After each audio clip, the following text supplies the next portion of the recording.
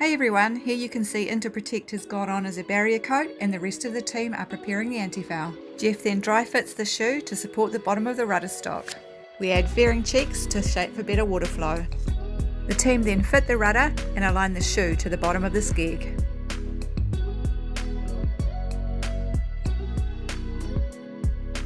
A little bit of camera magic here while it all goes into place.